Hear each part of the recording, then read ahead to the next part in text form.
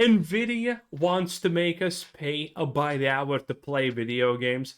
Good luck with that, by the way. You're gonna probably need that. And the AAA woke slop industry in general is always doing whatever they can to raise prices. And that is what they're gonna do again, or try at least, which is this time in the most hilariously stupid way possible. And listen, a lot of you are probably mad about the price of gaming going up. I personally, as some of you may know, am a supporter of that. I want games to cost $100, 150, 200, make it 1,000. I don't care. Just make them more expensive. I want a reckoning. I want these people to get what they deserve. I want to see Blizzard shut down. I want Ubisoft to shut down, BioWare, all of these slop companies. I want them all to be shut down, blacklisted, and never seen again. And the fastest way to achieve this is the price increase of gaming. And by the way, if you want to play any of that, honestly, yar har har the high C. It's literally like one button and it does everything for itself. So it's not hard, it's not anything. It's just the way they want you to actually do things.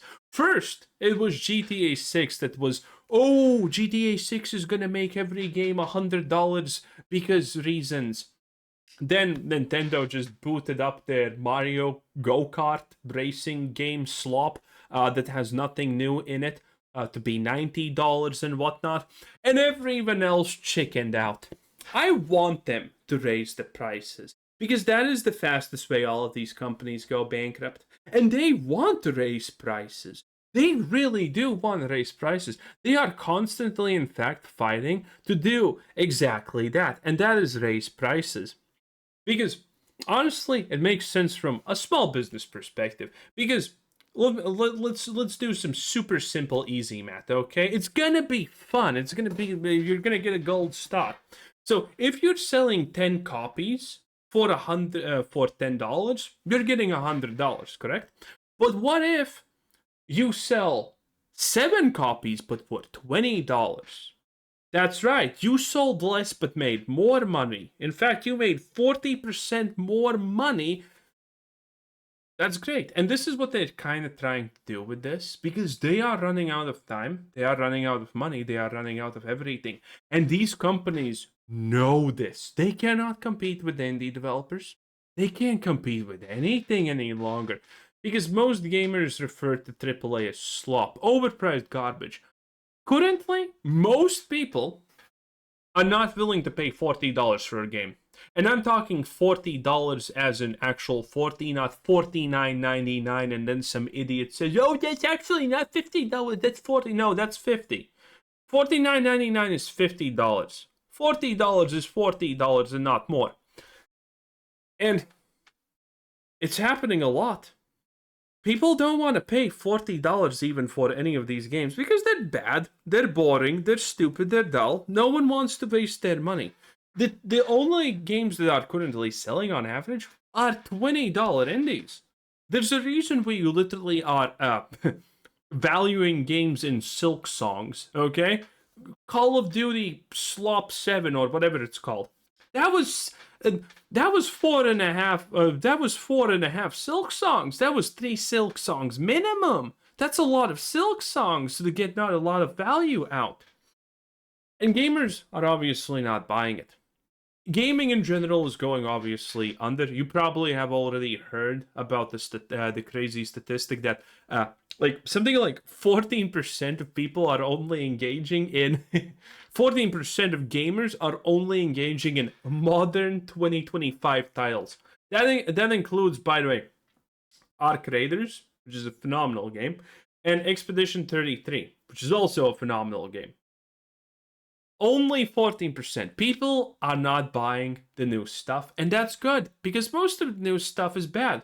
Dragon Age Railguard, Star Wars Outlaws, Concord, and so many other examples of absolute woke slop. Of course people are not buying. When a AAA company releases something, I have a little channel that's whole main purpose is to pretty much just make fun of these stupid, worthless games that modern AAA is making. Now, sometimes they make something good, like Tainted Grail. Crimson Desert is looking pretty neat, but other than that, it's usually just the opposite. And now, and now, if you haven't read the headline, this is hilarious because again, the games industry is desperate. It's effectively in free fall. So they're gonna try everything that they can to just cut costs and increase prices. And this is probably the funniest one. We are not ready for how much worse video game pricing will spiral out of control thanks to AI. Yes, AI, the thing that's supposed to cut back on jobs, things that no one cares about, is gonna now make gaming more expensive. Now, granted, this is not our first time. This is not our first rodeo when this happens, because if you think about it back, you have already seen this actually happen one time. And that was the move from physical copies to digital copies, obviously. Digital has no distribution costs, it has no logistics costs, it has no manufacturing costs, it literally also has very low risk. And digital is somehow more and it did not go down. The prices did not go down for digital, strangely enough. They actually have only went up. And now they're doing the same thing with AI. AI, the thing that's supposed to make things cheaper, better, and faster, well, better obviously, is somehow going to be responsible for gaming being more expensive. Absolutely lovely. Ain't that right, Brie? She's my wife. She just doesn't know it yet. Okay, it's a work in progress. It's slow, but we're getting there. Okay, I'll write her a letter or something. I'll find a way to contact her, and she will know my love. A couple of months ago, OpenAI signed a deal with two top memory chip producers in an effort to power the tech company's massive state-sanctioned Stargate project. The fact that they call it a Stargate project, OpenAI in general, is absolutely insane. Sam Altman-Fried, or whatever his name was, the guy who's like, oh no, we're not going to make any profit from this. This is for humanity. See my Lambo? Yeah, I got it because reasons, and I'm cashing in now. What a great thing. The move was inevitably going to have a major consequence for basically every industry. But the brunt of it was certain to hit tech-focused products. And now we're talking. By the way, tech-focused products is an understatement. Your cars have this stuff in them. Your household appliances have this stuff in them. Your vacuums, everything has this stuff in them, by the way. Now we're starting to get better sense of how things may shake out in the world of video games, and it's looking grim. Newsflash, it has been looking grim for literally years. Ain't that right, Brie? What? I'm trying. It's possibly... What, would you not want to date Brie Larson if you could? I at least have a shot, okay? Voodoo dolls in the ready. It's possible you've been hearing that the issue comes down to semiconductors, which can be found in everything from fridges to cars, exactly. Man, I didn't say fridges. Fridges are like probably the number 2 second most popular thing to mention after cars. Tariffs certainly aren't helping. The tariffs literally did nothing.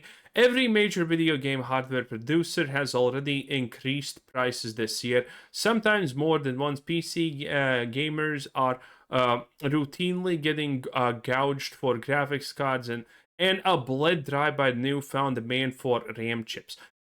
Yes, obviously the AI race is going to affect PC gaming. It's also going to affect console gaming, which I don't understand why some console schmucks don't think it's going to do. Because, you know, consoles also use these things. I made this prediction, by the way, I think 2 months ago, when I said that there is no world where the new Xbox and PlayStation are not going to be $1,000, $1,500. I think that's gonna be their price. I think that is gonna be the price. because of all of this, what's happening, all of this other stuff, I think they're going to be, at the minimum, they're going to be like 1,250 each. And that's already almost a new PC, which is crazy. But that was the situation prior to OpenAI securing 40% of the world's entire semiconductor supply. Everything up until this point, it turns out, has only been a prelude. Last week, Nintendo lost 14 billion in its evaluation. Based. Nintendo suffering is like an angel singing. Okay? As investors start getting spooked by what the chip sees will mean for the Japanese companies' margins, multiple companies inside the Switch 2. Maybe they should knock off the Pal World lawsuit, and then they can move on, and maybe, just maybe, are seeing price increase between 8 and 41% for a console already facing tight profit margins. The big question right now is who is going to eat those costs? Yep, that's you, buddy. Man, I'm so lucky I actually upgraded my computer of 5 years, like a couple of months ago. I don't know, was it 3 months ago, 4 months ago at this point? I think it was during, I think it's almost been half a year since I upgraded. Dude, I'm so lucky I did that. And my computer currently costs like 2.6K or something like that. If I would do it now, it probably would be 3.5K, which is insane. But this bad boy is gonna last me probably for... The minimum should be 5 years. The minimum should be 5 years.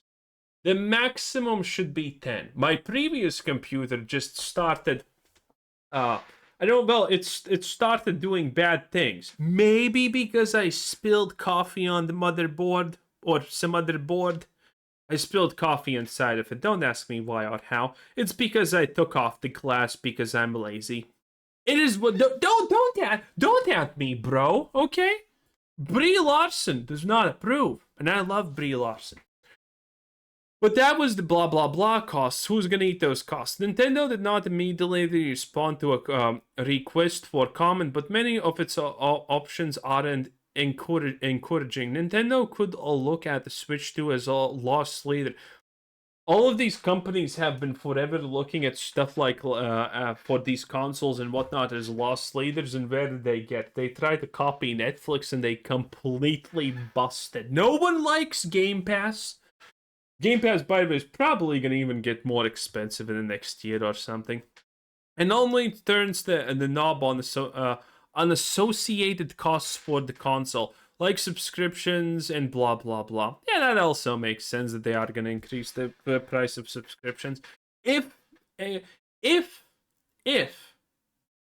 Game Pass had to do it, then other companies are probably not doing well. There's no world where Game Pass, the biggest shitty console subscription service, is doing poorly and horrendously and not making a profit, but some kind of Nintendo magically is.